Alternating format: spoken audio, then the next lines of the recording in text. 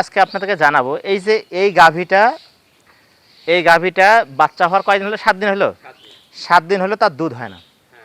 হ্যাঁ, আর এই একটা গাভী বলতেছে এই গাভীটার মানে বাচ্চা 4 মাস হয়েছে, এই 2 থেকে 3 লিটার দুধ দেয়। এবং একজন বলেছেন দুধও নাকি অনেক, এইটাই নাকি অনেক বেশি। এখন এটা কি আমরা জানি যে একটা গাভী বাচ্চা মানে কতটুকু ওজনে কতটুকু দুধ খাইতে হয়? এদিকে আসেন। এটা তো আমাদের জানা নাই। জানা নেই? জানেন কি আপনারা? জানেন না। মনে রাখবেন, একটা গাভীর বাচ্চার ওজন যতটুকু তার 10 ভাগের 1 ভাগ দুধ খাইতে হবে। তাহলে বাচ্চাটা যদি আমার 3 মাসে 60 কেজি হয় তাহলে কিন্তু ওই বাছুরটাকে আমাকে 6 কেজি দুধ খাইতে হবে। তাহলে এই গাভীটা কি আপনার 6 কেজি দুধ হয়? হ্যাঁ, তাহলে এই গাভীটা যদি এই 3 মাস পর্যন্ত দুধ খায়, বাচ্চাটা 3 মাস 4 মাস 6 মাস পর্যন্ত দুধ খায়, তাহলে এর কি ভেতরে কোনো পুষ্টি থাকবে? আর একে যদি আপনি সেই পরিমাণ খাবার না দেন তাহলে এ কি হিটে আসবে? হ্যাঁ, আর যদি ও দুধ কম পায় তাহলে ওর গ্রোথ কিন্তু ভালো হবে না। আর যদি ওর গ্রোথ ভালো না হয় তাহলে ওই যে বাচ্চাটা আছে ওকে দ্রুত হিটে আসবে না। এই জন্য আপনাকে যেটা করতে হবে, আপনাদের বারবার আমি বলি, সব সময় বলবো যে আপনাদের গাভীতে বাচ্চা দেওয়ার 1 মাস পরে আপনারা কি বেসিক্যালি যে কৃমির ডোজগুলো আপনি করে দেবেন, যে ভিটামিন মিনারেল যেগুলো দরকার, হালকা যেগুলো খাওয়া দরকার খাওয়াই দেবেন। হ্যাঁ, পরিমাণ মতো এগুলা খাওয়ালে হবে কি, যাতে আপনাদের লক্ষ্য হবে যে দ্রুত গরুটাকে হিটে নিয়ে আসা, গাভীটাকে, যাতে আপনি প্রত্যেক বছরে একটা গাভী থেকে একটা বাচ্চা পান। এবং সেই সাথে যে কাজটা করতে হবে, বাছুরকে যদি গরু একটু বেশি দুধ দেয়, বাছুরকে আপনি সেকে আলাদাভাবে দুধ খাওয়াবেন। খাওয়ালে হবে কি, বাছুরের মানে গাভীর সাথে রাখবেন না, তাহলে এই গাভীটা কিন্তু দ্রুত হিটে আসবে। এবং দেখেন এই গাভীটা কিন্তু দুধ দিচ্ছে না, এই যে বাচ্চা দিবে আর এর যে বাচ্চা খাবে সেই পরিমাণ দুধে কিন্তু সে পায় না, বাচ্চায় দুধ পায় না। অথচ এগুলার মেইন কারণ হচ্ছে কি, এগুলা কিন্তু ঘাস টাস খুব কম খায়।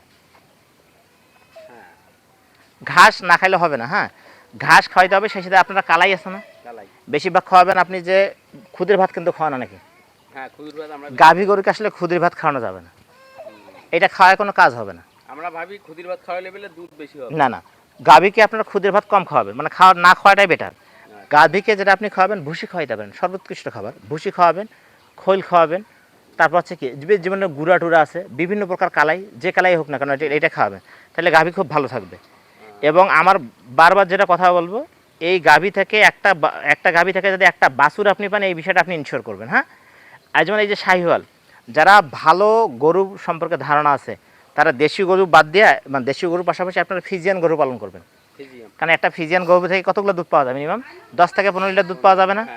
যদি একটা থেকে 10 থেকে 15 লিটার দুধ পাওয়া যায়, যদি আপনি প্রত্যেক দিন 10 থেকে 15 লিটার দুধ বিক্রি করতে পারেন, তাহলে কি আপনার ওই টাকা দিয়ে বিক্রি করে আপনার গাভীর খাবার হবে না? গাভীর খাবারও হবে, আমাদেরও কিছু ঔষধপাতি হবে, আপনারও হবে, এবং বাচ্চাটাও থেকে অনেক লাভ পাওয়া যাবে, সফল হবে, এবং গাভীও পুষ্টিকর খাবার পাবে। আর যদি এটা থেকে বাচ্চায় না পান, এখান থেকে কোনো ইনকামে না হয়, তাহলে আপনি একে কোন টাকা দিয়ে খাওয়াবেন? হ্যাঁ, এই জন্য এটা কাজ করা যাবে। তাহলে আপনারা গাভী, আমাকে বুঝতে হবে আমি আসলে আমার ফার্মের লক্ষ্য কি, আমি কোন জাতের পালন করতেছি। আর একটা বিষয়ে কাজ করতে হবে, গাভীকে বা গরুকে প্রত্যেক 3 মাস অন্তর সব গরুকে একসাথে কৃমির ডোজ করাইতে হবে, সবগুলো একবারে করাবেন। তাহলে বছরে 4 বার করাবেন।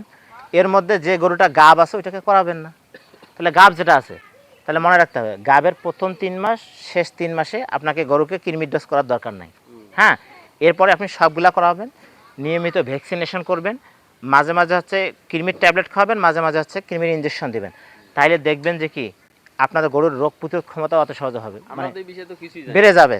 এবং এত সহজে দেখবেন আপনার অনেক গরু পাতলা পায়খানা করে না, মাঝে মাঝে পাতলা পায়খানা করে, মাঝে মাঝে শক্ত পায়খানা করে। এই সমস্যাগুলো হবে না। ওই স্কিনে, ওই যে ভাই বললো অ্যালার্জির একটা সমস্যা, হ্যাঁ, যে ওনার গরু অ্যালার্জি হয়, ওই অ্যালার্জি অত সহজ আর হবে না।